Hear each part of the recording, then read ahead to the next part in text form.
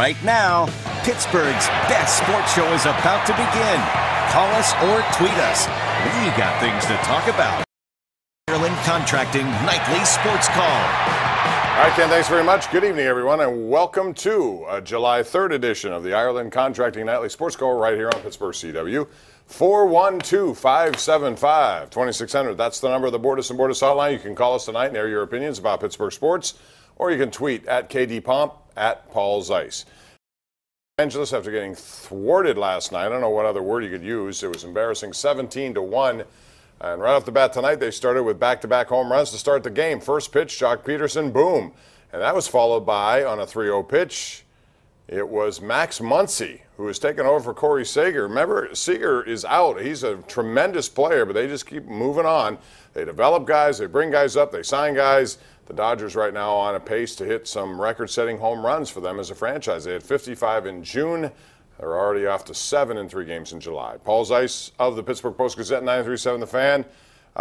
Every now and then a team has one of those kind of games where you lose 17-1, but I thought at some point Clint Hurdle might bring in a regular position player to pitch just to save some arms, and if that had happened, they may have set their all-time worst record, which was 20-0. Remember that game back against the Brewers? The Brewers game. In Pittsburgh. That's like the Brewers game is like that 20-0 game is sort of the symbol of that 20 years of futility. Like every time you talk to and point to that stretch where they didn't have a winning season for 20 years, the low point is always that 20-0 Brewers game. So it's not, it's hard to forget that.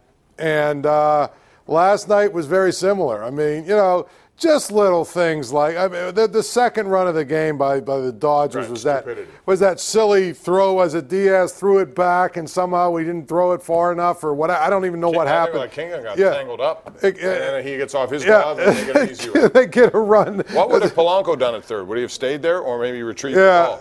I don't know. He would have got caught in a rundown and got thrown out probably. The way he runs the bases. One thing, Elias Diaz, who started his 11th straight game tonight in place of Francisco Cervelli, has been red hot. Hit a home run last night, has a double tonight, scored their only run. I got to believe at some point the way he's going, he deserves, I'm not talking about now, but next year, maybe he's their catcher and they deal Cervelli with 1 year left on the deal. Maybe they deal Cervelli at the trade deadline. Maybe they do. I mean, look, they're looking to, they can say whatever they want to say. Then again, they have nothing else behind them. Right.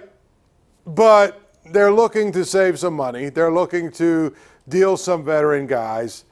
They're not going to be a playoff team. What's the difference if you trade them now and you trade them at the offseason? You might actually get more for them now. Depending on if anyone needs a catcher. Right, if a team needs a catcher. I mean, I think the Brewers do, don't they? Yeah, they do. I mean, there's some teams that do need a catcher. So you're a contending team, you need a catcher. I mean, you're going to take Cervelli and his money off their hands.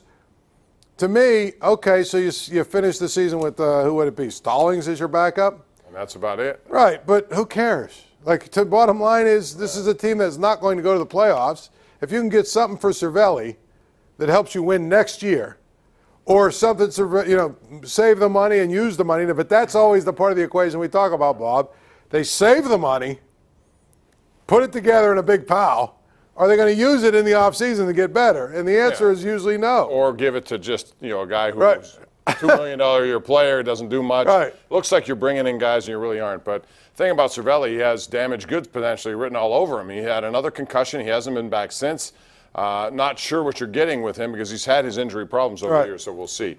Meantime, let's talk about the Cubs, who were winners today. They've won 5 in a row. The Brewers won again, so the Pirates could be 10 games out if they lose this game tonight. And they have a pretty good stretch coming up against Philadelphia at home and then the Washington Nationals at home, followed by 5 against the Brewers. And at that point, Paul, I think we'll know exactly their fate if we don't already. Right.